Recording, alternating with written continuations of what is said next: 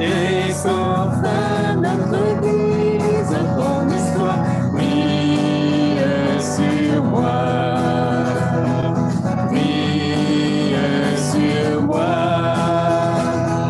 brille Jésus pour celui de ta gloire, brûle l'Esprit Saint, embrase nos cœurs, coule en torrent de ta grâce, remplis les nations par le Seigneur, que la lumière soit.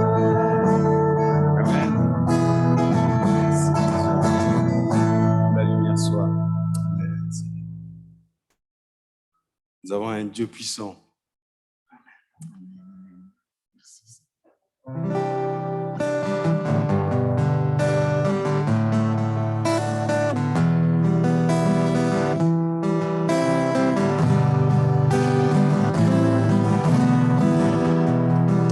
Car Dieu est un Dieu puissant, il règne de son Seigneur avec sagesse, amour. Dieu est un Dieu puissant, car Dieu est un Dieu puissant, il règne de son Seigneur avec sagesse, amour. Dieu est un Dieu puissant, car Dieu est un Dieu puissant, il règne de son Seigneur avec sagesse, amour.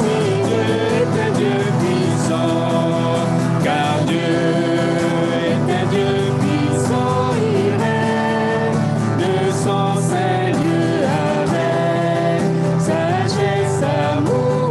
Dieu est un Dieu puissant, car Dieu est un Dieu puissant, il règne de son Seigneur avec sagesse, amour. Dieu est un Dieu puissant, Dieu puissant, Dieu est un Dieu puissant. Bon, désolé, vous n'avez pas les mêmes paroles là.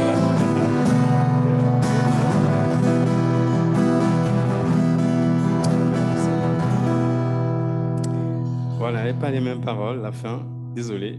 Abrite-moi sous tes ailes. Couvre-moi par ta main puissante. Même si les océans se déchaînent, je les traverserai avec toi. Père, tu domines les tempêtes. Je suis tranquille car tu es là. Amen. Jésus.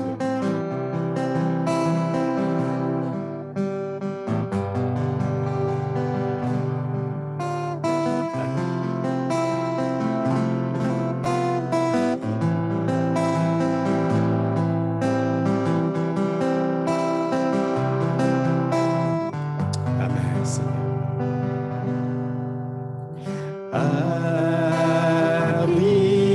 Abrite-moi sous tes ailes. Couvre-moi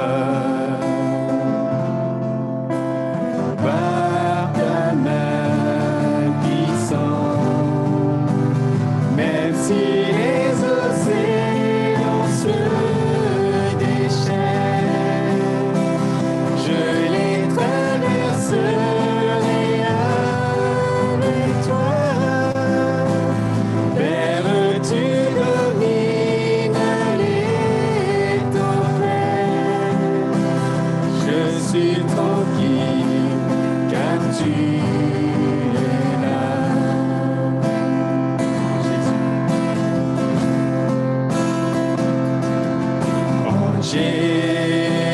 Jésus seul, je me confie. Il me donne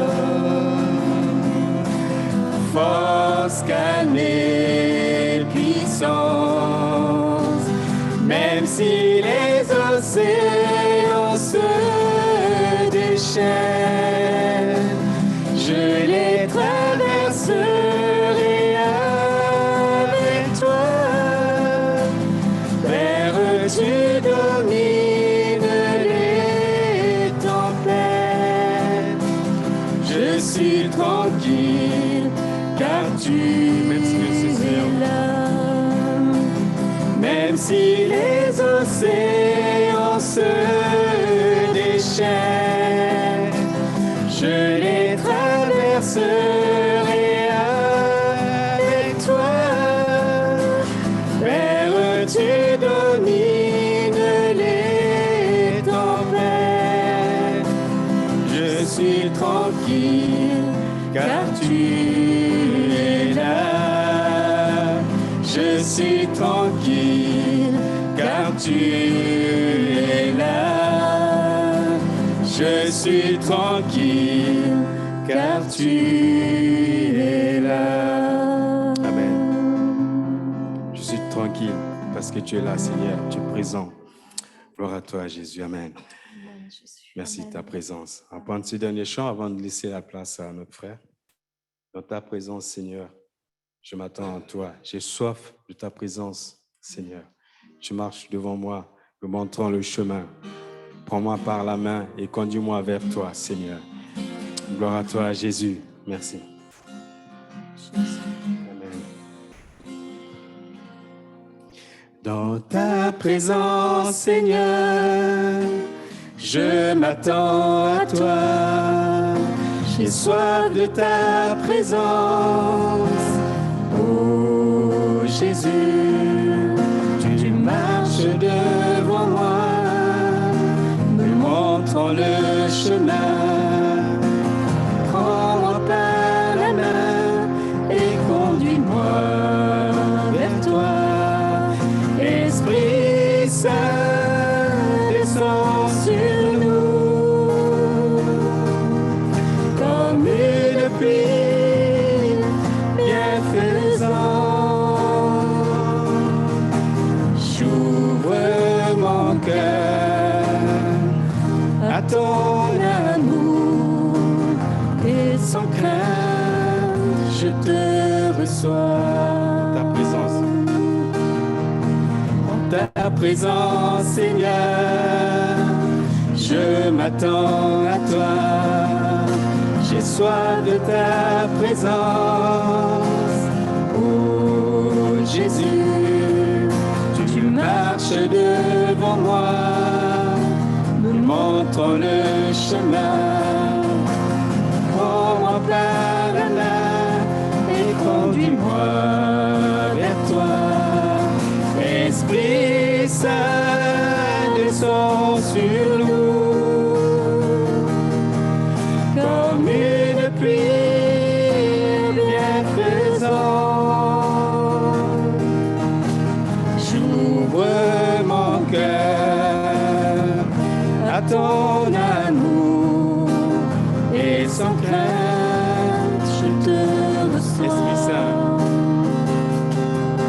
Esprit Saint, descends sur nous comme une pluie bienfaisante. J'ouvre mon cœur à ton amour et sans crainte je te reçois. J'ouvre mon cœur. J'ouvre mon cœur à ton amour et sans crainte je te reçois. Amen, Seigneur. Merci. Amen, Jésus. Amen. Merci. Merci. Merci de bénir ta parole, Seigneur. Bénis ton serviteur qui va la porter, Seigneur. C'est vrai, nous avons soif de toi, Seigneur. Merci, notre Dieu. Amen. Voilà, toi, Jésus. Voilà, ce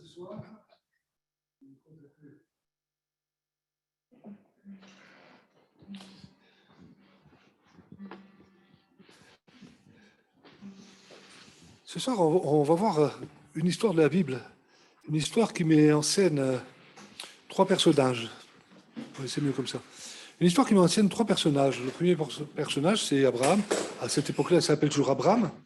Abraham. Le deuxième personnage, c'est le roi de Sodome. Et puis le troisième personnage, c'est un personnage qui semble un petit peu mystérieux dans la parole de Dieu, dans la Bible. Ce personnage, c'est, par exemple, il nous est présenté comme quelqu'un qui n'a ni commencement ni fin. Ni commencement ni fin. Alors évidemment, quand on parle de ni commencement ni fin, ça fait trembler l'intelligence. Et puis, c'est, comment dire, ça parle d'éternité. Ni commencement ni fin, ça parle d'éternité. Et quelqu'un qui n'a ni commencement ni fin, ça nous parle évidemment de Jésus. Ce personnage, ceux qui lisent la Bible, vous l'aurez bien compris, c'est Melchisédek. Melchisédek, c'est un type, c'est une image de Jésus dans la Bible. C'est quelqu'un qui représente Jésus dans la Bible. Alors, le roi David, déjà le premier en parle dans les psaumes. On le voit dans le psaume 110, psaume 110, verset 4. Le roi David va dire: l'Éternel a juré, il ne s'en repentira point. Tu es sacrificateur pour toujours, à la manière de Melchisédek. Selon les versions, tu es sacrificateur pour toujours à la manière de Melchisédek ou selon l'ordre de Melchisédek. Et ça a une importance. Selon l'ordre de Melchisédek, on va le voir. Parce que selon l'ordre de Melchisédek, il y a quelque chose qui ne va pas.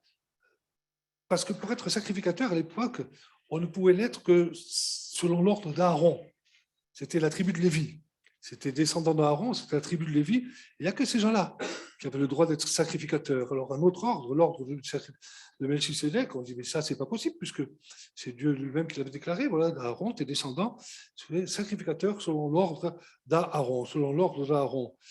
Et Jésus, il n'est pas de l'ordre d'Aaron. Par un certain côté, il y a une certaine descendance du côté de Lévi, mais Jésus vient de la tribu de Juda. On le voit dans l'Ancien Testament. À un moment donné, il est parlé du lion de la tribu de Juda. Dans Genèse 49 aussi, à un moment donné, il est parlé à un moment donné, quelqu'un qui tiendra le sceptre, il est parlé du Shiloh. Le Shiloh, c'est celui qui apporte la paix, c'est Jésus, qui vient aussi de Juda. De Juda sortira le Shiloh, celui qui apporte la paix, Jésus. Donc Jésus ne vient pas de la tribu de Lévi, Jésus vient de la tribu de Juda. On se dit, mais qu'est-ce que c'est cette histoire? Et en fait, ce qu'on voit, c'est qu'il y a eu une première lignée de sacrificateurs selon l'ordre d'Aaron qui représentait la loi. La loi, c'était tu dois faire, tu sais, c'est comme ci, c'est comme ça. Les sacrifices d'animaux, ça représentait le sang de Jésus. Les sacrifices d'animaux, ça représentait le sang de Jésus, le sang qui coulait. Et la Bible nous dit que c'était l'ombre des choses à venir, c'était une image des choses qui devaient venir. Ça représentait évidemment pour nous aujourd'hui le sang de Jésus qui a coulé à la croix, le sang de Jésus qui nous sauve. Avec le sang qui était répandu par le souverain sacrificateur pour lui-même, pour ses péchés, pour les péchés du peuple, le peuple était purifié. Et nous, aujourd'hui, on sait qu'il n'y a que le sang de Jésus. Jésus qui meurt à la croix, il n'y a que ça qui nous purifie. Parce que quand on va se présenter devant notre Dieu, dans l'éternité, il ne va pas y avoir de grandes discussions. On ne va pas dire, mais tu vois, Seigneur, j'ai fait ça, j'ai agi comme ça, je mérite, j'ai fait comme ci, j'ai fait comme ça. La Bible dit que quand on sera dans l'éternité devant Dieu, toutes les bouches seront cousues. On ne pourra pas parler. Parfois, on entend des gens, on peut même les comprendre, s'ils ne connaissent pas la Bible, ils ne connaissent pas Dieu, ils ont vécu des choses terribles, qui disent, mais moi, quand je serai dans le ciel, je vais m'expliquer avec Dieu. La Bible dit que toute bouche sera cousue. Donc, la seule chose qui va se passer dans le ciel, ça va être, est-ce que tu as accepté Jésus? J'ai donné mon fils pour toi. J'ai donné mon fils dans une nouvelle alliance. C'est plus selon l'ordre d'Aaron maintenant, c'est selon l'ordre de Melchisédek, c'est la tribu de Juda. Juda, ça veut dire louange, ça nous parle de la grâce. C'est un nouvel ordre de la grâce de Dieu qui s'oppose à l'ancien ordre des sacrificateurs selon la loi. Je crois que c'est important pour ceux qui ne sont pas encore passés par le jeu du baptême de comprendre ce soir que tu n'as qu'une chose qui peut te permettre d'entrer dans le ciel. Les mérites, on n'en a pas. Pas un d'entre nous. On peut faire le bien, il faut le faire. Il y a des tas de choses comme ça. Mais on reste pécheur. On était pécheur et on demeure pécheur même après notre conversion. Alors évidemment, on ne veut plus pratiquer le péché. Évidemment, on s'éloigne du péché, mais on chute. Et on chute même tous les jours. On a des manquements, on s'énerve, on a des mauvaises pensées. Donc la seule chose qui nous permet d'entrer dans le ciel, c'est de dire, mais moi, c'est le passeport pour entrer. Et ce passeport, c'est parce que j'ai accepté le fait, j'ai accepté le cadeau de Dieu, j'ai accepté que Jésus soit mort pour moi sur la croix. J'ai accepté ça. Et là, je suis sauvé. Et puis, il nous a dit aussi, dans ce verset, tu es sacrificateur pour toujours. Aaron, ses descendants, etc., etc., on comprend bien que c'était des hommes. Leur ministère avait une fin. Ils mouraient. Là, Jésus, sacrificateur pour toujours. Ça veut dire qu'ils avaient un service pour apporter la purification du peuple qui était limité. Jésus a eu un service illimité, illimité. Et Jésus, en tant que sacrificateur, il a eu la particularité d'être à la fois sacrifice et sacrificateur. Sacrificateur et sacrifice. Sacrificateur parce qu'il a lui-même offert il a offert lui-même le sacrifice à la croix. Il était sacrificateur, il a offert le sacrifice à la croix. Le sang a coulé comme dans l'Ancien Testament, comme avec les animaux. Et en même temps, il était sacrifice parce que l'agneau de Dieu, l'agneau qui ôte le péché du monde, c'était lui-même. Il était sacrificateur, il était sacrifice. Alors finalement, Melchisédek, ça veut dire à la fois roi de justice et roi de paix. On le voit dans le livre aux Hébreux, chapitre 7, verset 2. À qui Abraham donna la dîme de tout, qui est d'abord roi, il pas de Melchisédek, à qui Abraham donna la dîme de tout, qui est d'abord roi de justice, d'après la signification de son nom, et ensuite roi de Salem, c'est-à-dire roi de paix. Ouais. Son nom en hébreu, ça veut dire roi de justice. Et puis, il nous dit qu'il était roi de Salem. Roi de Salem, c'est-à-dire Salem, c'est la paix, Jérusalem, la cité de la paix. Il était roi de justice et roi de paix. Alors, roi de justice, parce que, je le disais à l'instant, c'est lui qui nous apporte la justice. Quand on va se présenter devant Dieu, on n'a pas de justice à présenter. On est sale, on est souillé par le péché. On a péché depuis qu'on était petit. C'est assez extraordinaire même de voir déjà des enfants comme parfois, ils ont tac, il y a un truc, pas les bébés, pas à faire, et bien ils vont le faire. C'est attaché à nous. Mais lui, il nous communique sa justice. Il meurt à la croix et il prend mon péché. Quand il meurt à la croix, il prend mon péché, c'est-à-dire qu'à un moment donné, il dit, voilà, c'est moi qui ai payé pour toi. Maintenant, Dieu te considère comme étant juste. Tu es juste, tu peux rentrer dans le ciel, tu es juste, tu es roi de paix, parce que c'est lui qui nous a donné la paix avec Dieu. Il nous a donné la paix avec Dieu, il nous permet d'entrer dans le ciel. On n'est plus ennemi de Dieu, on ne se comporte plus n'importe comment, on rentre dans le ciel. On est en paix avec Dieu, on est même en paix avec nous-mêmes. On a plus de crainte devant l'éternité, on sait où on va, on sait qu'on est en paix, on va rentrer dans le ciel, puis on est en paix aussi même dans les difficultés, dans les tourments, parce qu'on sait qu'on a un Dieu qui est fidèle, un Dieu qui est avec nous, un Dieu qui ne va pas nous abandonner. Il est roi de justice et roi de paix. Un autre texte intéressant dans l'Ancien Testament, on le voit dans le livre de la Genèse, au chapitre 14, versets 18 à 23. Melchisédek, roi de Salem, fit apporter du pain et du vin. Il était sacrificateur du Dieu très haut. Il bénit Abraham et dit, béni soit Abraham, le Dieu très haut, par le Dieu très haut, maître du ciel et de la terre. Béni soit le Dieu très haut qui a livré tes ennemis entre tes mains. Et Abraham lui donna la dîme de tout.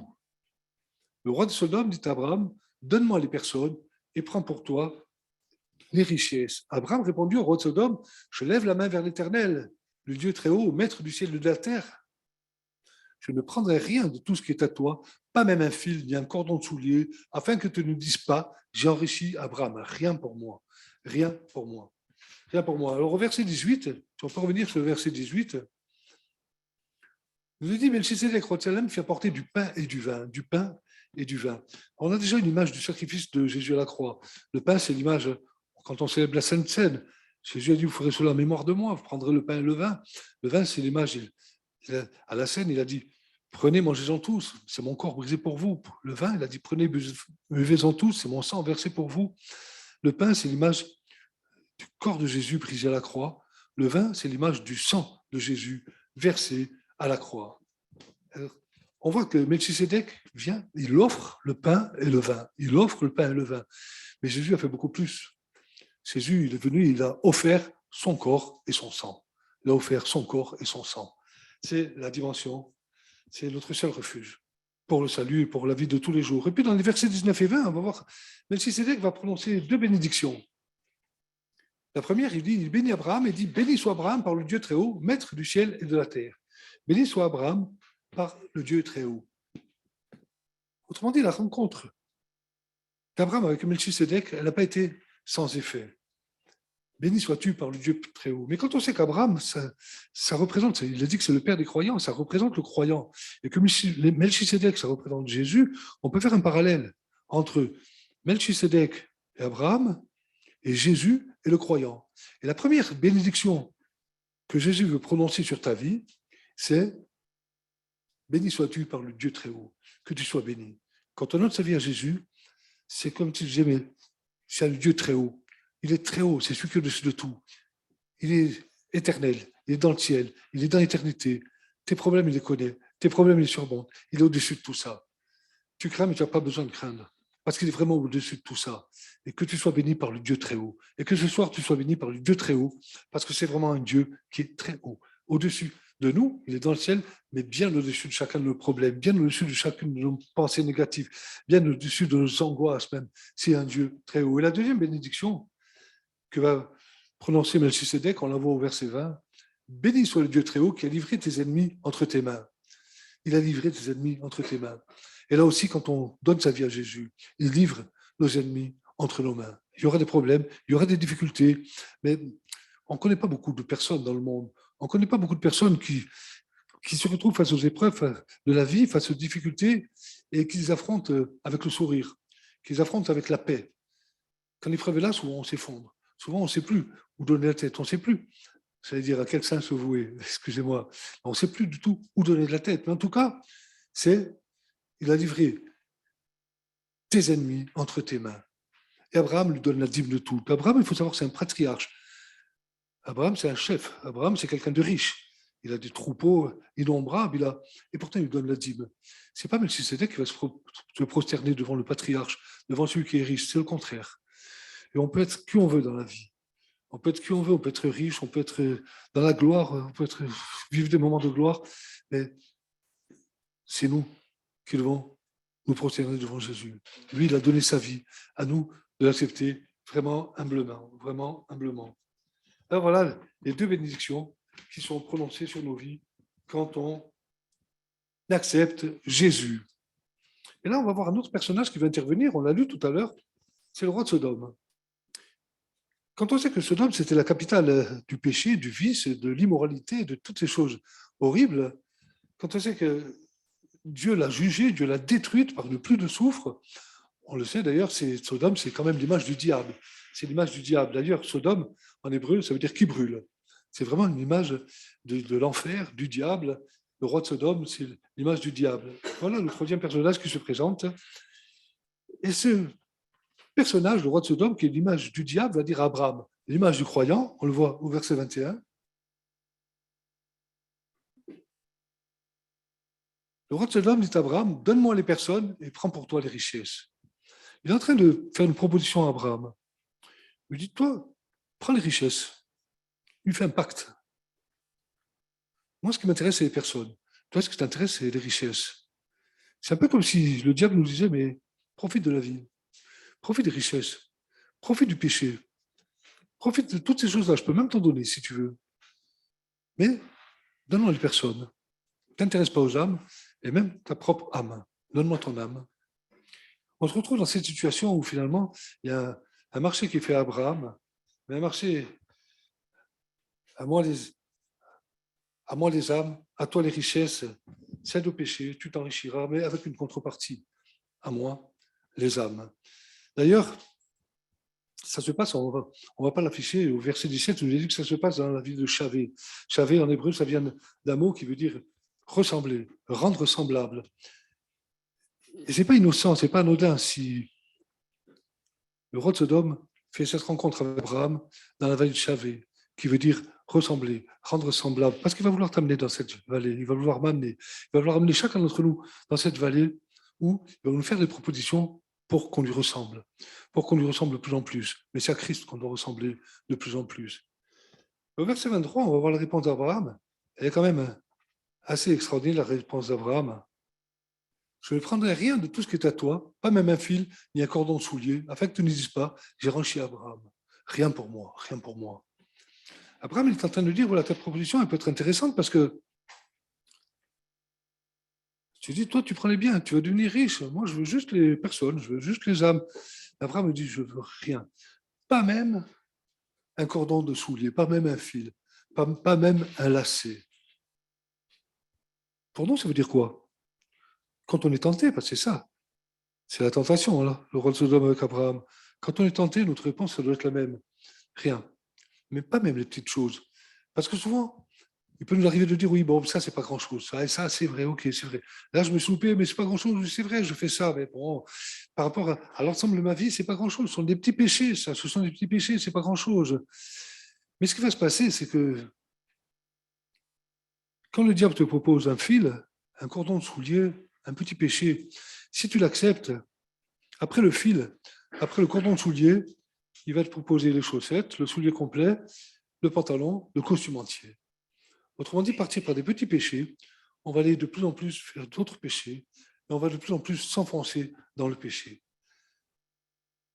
Mais ça a des conséquences.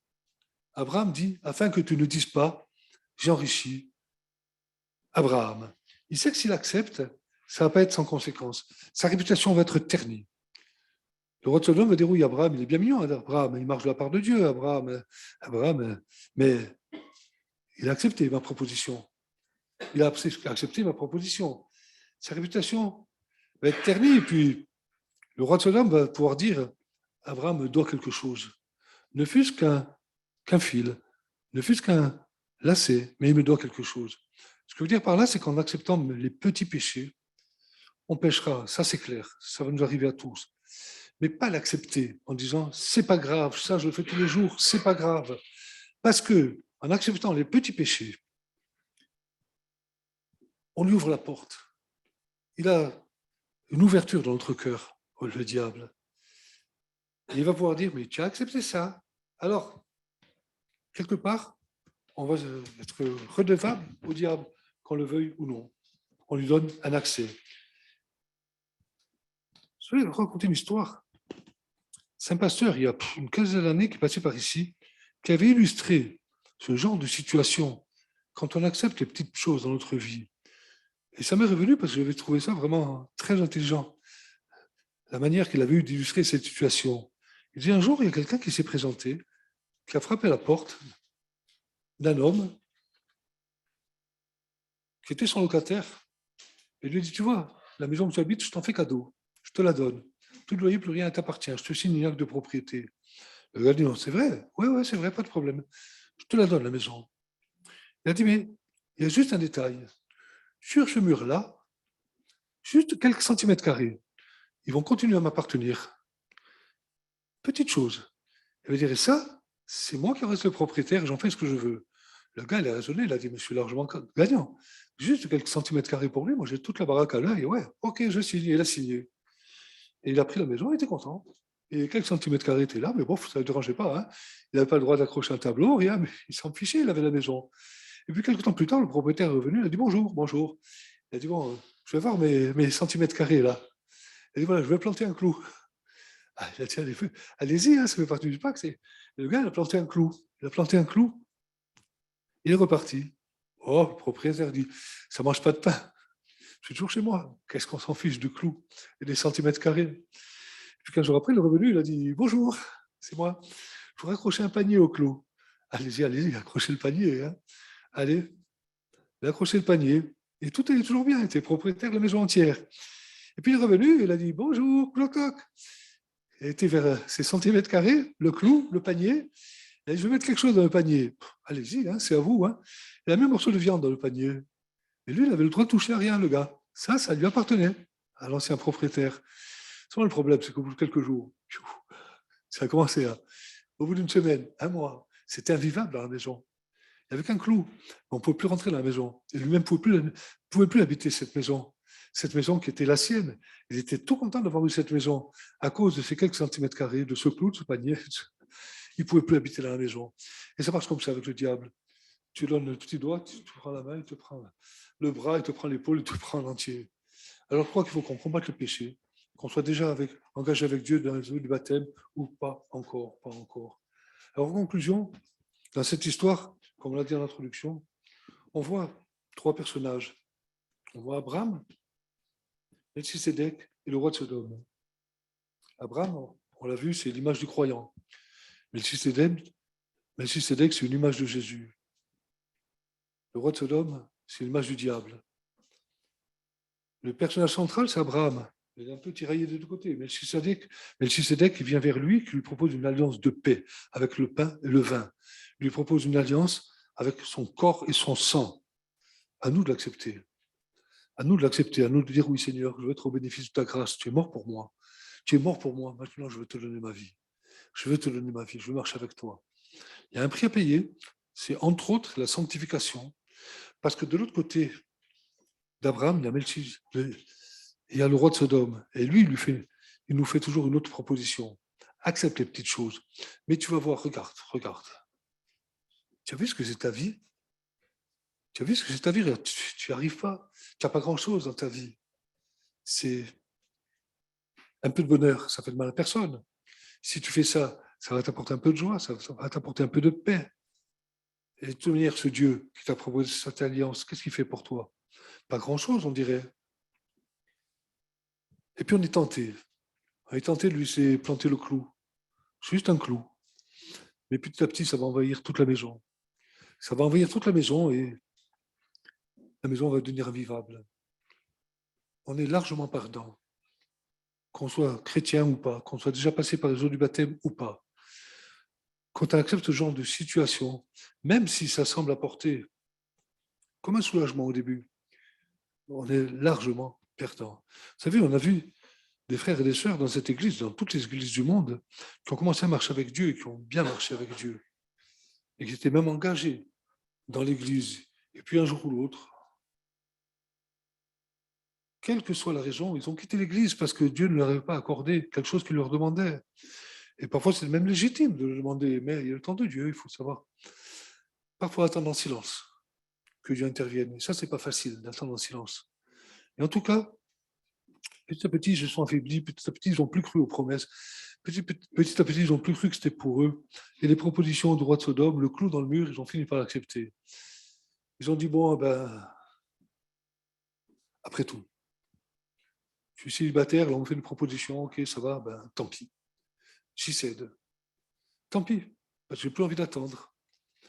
Certains se sont repris, sont passés par la repentance, et ça a été. D'autres ne se sont pas repris. Et puis petit à petit, on en a vu aussi qui ont quitté l'Église, qui ont lâché carrément la main de Dieu. Un jour, j'ai eu l'occasion de parler avec un frère que je connaissais il y a très longtemps dans le monde. C'était un certain Coco. Hein. Il était toujours armé. Et quand je suis arrivé dans cette église, il y a 25 ou 26 ans, j'ai appris qu'il était venu dans ce lieu, qu'il s'était fait baptiser, qu'il était baptisé du Saint-Esprit, qu'il avait marché avec Dieu, et puis qu'il avait quitté l'église. Et un jour, je l'ai vu en ville. Alors, on a parlé un petit peu, comme j'étais ami avec lui avant. On ne s'est pas connus dans l'église. Je suis arrivé après qu'il soit parti. Et on a discuté un petit peu. Et regardez, quand on commence à accepter les petites pensées, à accepter, il a commencé à faire n'importe quoi. Il a commencé à faire n'importe quoi, et puis petit à petit, c'était très loin.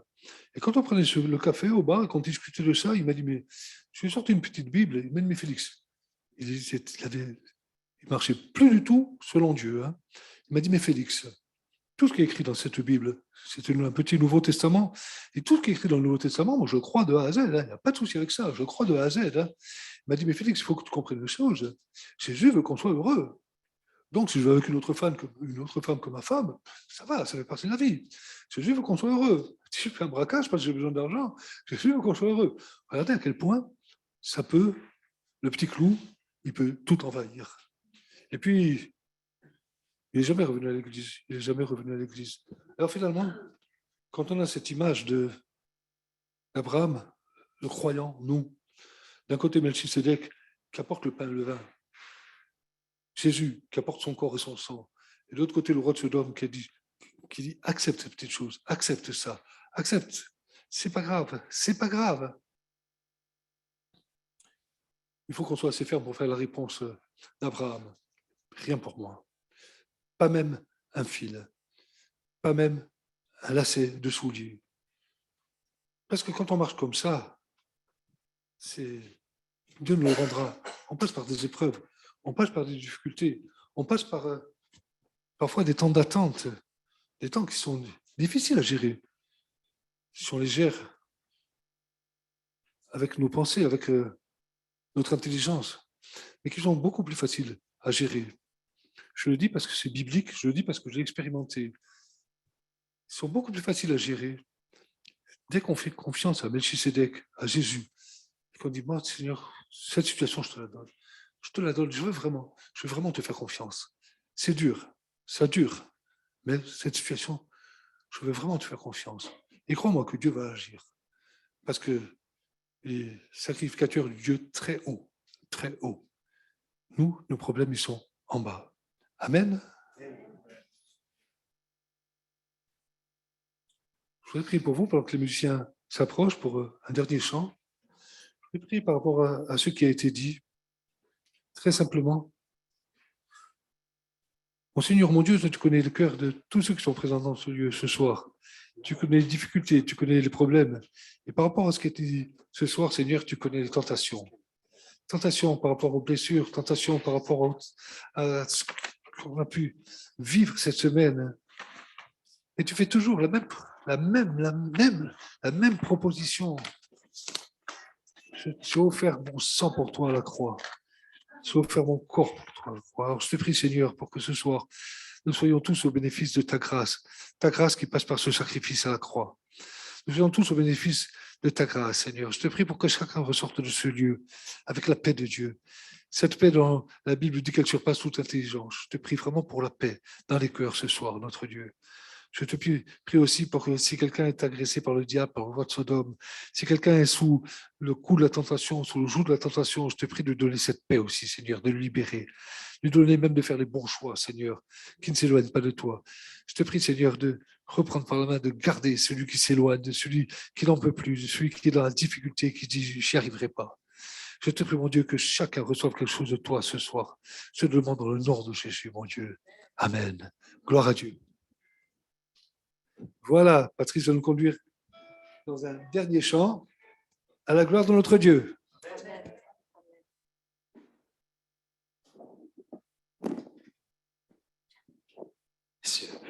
Merci, Félix. Je vais balancer un petit peu là. L'anecdote, le cadeau empoisonné dont il est question, c'est vrai que ça m'avait marqué. C'est le pasteur Xavier Lavie qui avait parlé de ça. Ouais, ça m'avait marqué. Hein. C'est voilà, le cadeau empoisonné du diable. Soyons vigilants. Hein. Donc, c'est quelque chose que j'ai jamais oublié. Hein. Ça m'avait touché. Voilà, on va prendre ce dernier chant, sonde-moi et connais mon cœur.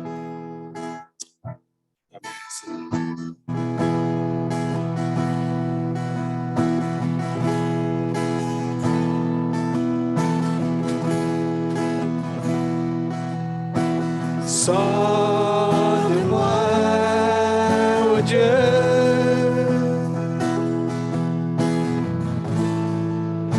et connais mon cœur. Éprouve-moi, Seigneur, et connais mes pensées. Sonde-moi, Seigneur.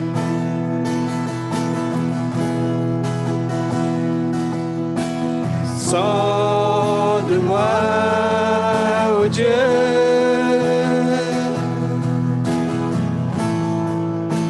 et connais mon cœur.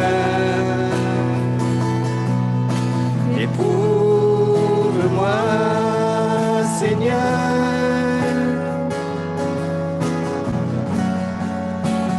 connais mes pensées. Regarde si je suis loin de toi. Regarde si je suis sur une mauvaise voie. Regarde si je suis loin de toi. Conduis-moi dans toutes tes voies pour l'éternité.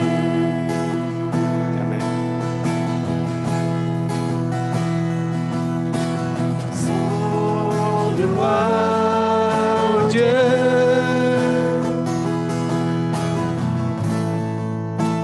connais mon cœur.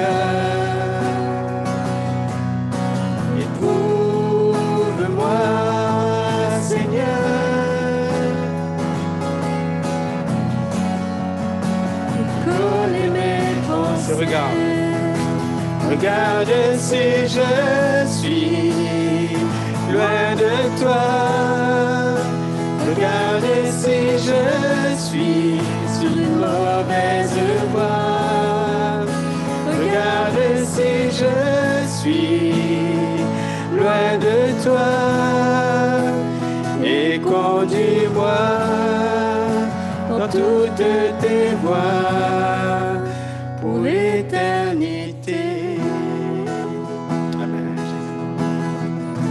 Peut-être si quelqu'un a besoin de la prière, il peut s'approcher devant. Notre frère va prier pour vous. Voilà. Si quelqu'un a besoin qu'on prie pour lui, Amen, Jésus. Amen. Gloire à toi, Seigneur. Merci, Jésus. Amen. Gloire à toi, Seigneur. Amen. Amen. Bon, merci, Seigneur. Tout le monde va bien. Voilà.